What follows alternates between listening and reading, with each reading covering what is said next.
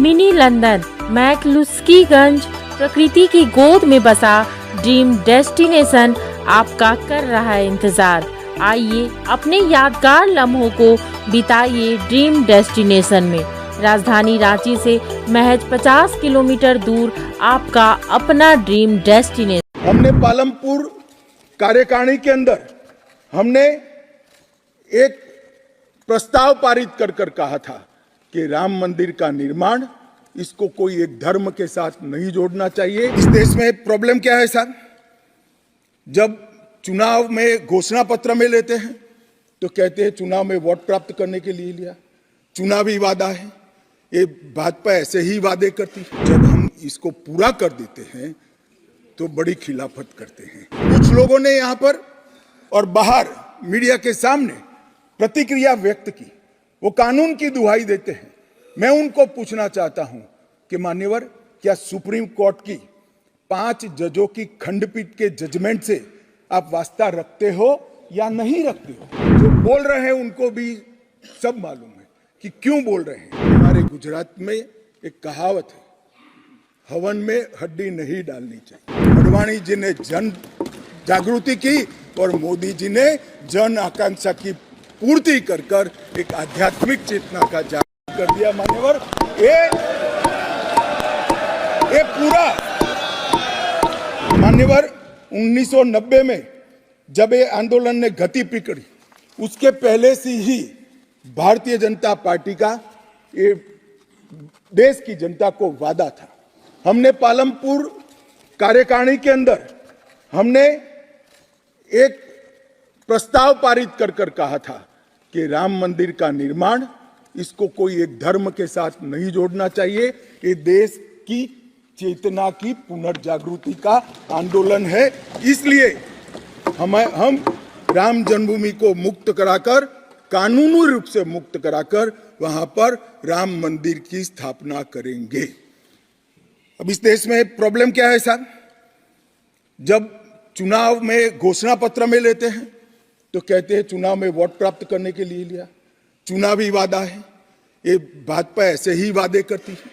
370 हो, राम जन्मभूमि हो, uniform civil code हो, ट्रिपल तलाक समाप्त करना हो। अब ये कहते हैं आप ऐसे ही वादे करते हैं और ये वोट प्राप्त करने का जरिया होता है, और जब हम इसको पूरा कर देते हैं तो बड़ी खिलाफत करते हैं। मैं आज भी कहता हूं, भारतीय जनता पार्टी और हमारे नेता नरेंद्र मोदी जी मान्यवर जो बोलते हैं, जो कहते हैं, वो करते हैं। हमारी पार्टी का चरित्र है और ये कोई छिपी हुई बात नहीं है। किस चीज का आक्रोश? हम 1986 से कह रहे हैं कि हमारा भव्य राम मंदिर बनना चाहिए, संवैधानिक तरीके से बने। कुछ लोगों ने यहां पर और बाहर मीडिया के सामने प्रतिक्रिया व्यक्त की, वो कानून की दुहाई देते हैं। मैं उनको पूछना चाहता हूं कि मान्यवर, क्या सुप्रीम कोर्ट की 5 जजों की खंडपीठ के जजमेंट से आप वास्ता रखते हो या नहीं रखते हो? भारत के संविधान से वास्ता रखते हो या नहीं रखते हो?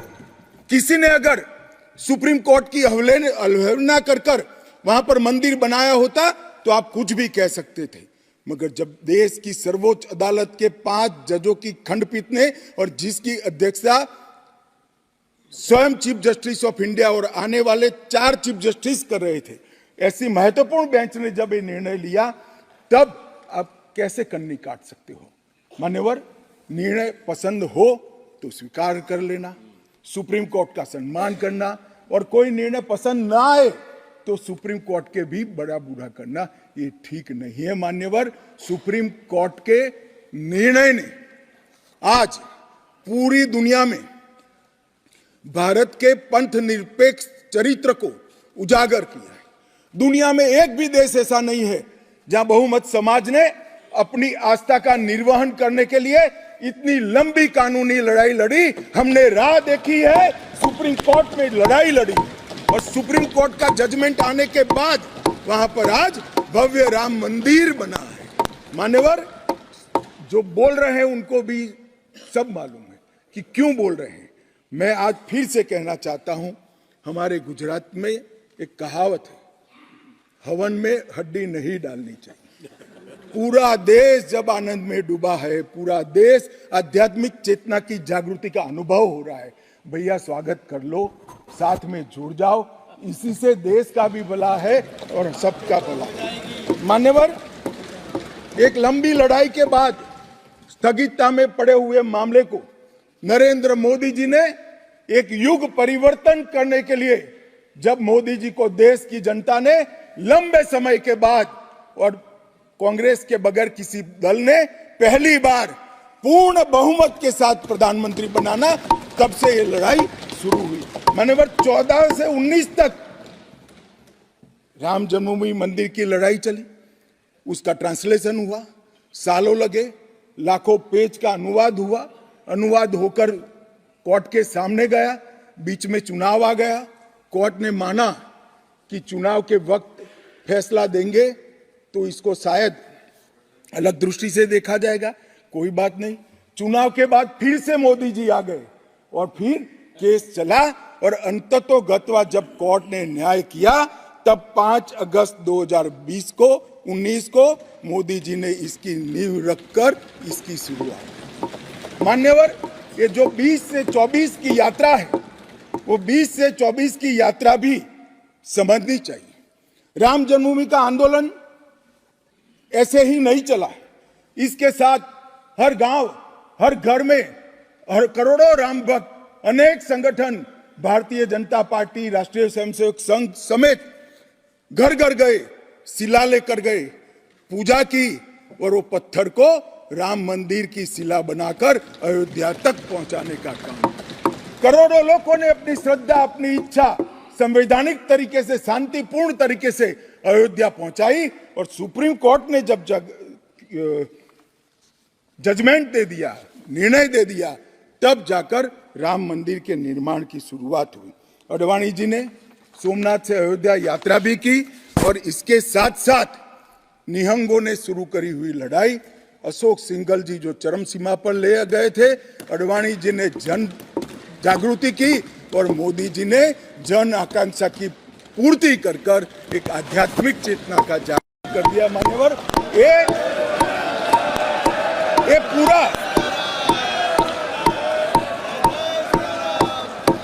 पूरा आंदोलन, मान्यवर, जब भी दुनिया का इतिहास लिखा जाएगा, एक डेमोक्रेटिक वैल्यू के रूप में देखा जाएगा कि कोई एक देश अपने बहुमती समाज की धार्मिक विश्वास की पूर्ति के लिए इतने समय धैर्य रखकर सुप्रीम कोर्ट में गुहार लगाता रहे और सुप्रीम कोर्ट के जजमेंट आने के बाद सौहार्दपूर्ण वातावरण में इसकी पूर्ति हो। मान्यवर, ये बहुत बड़ी बात है और मैं मानता हूं मान्यवर कि ये मोदी जी के नेतृत्व के बगैर संभव नहीं था।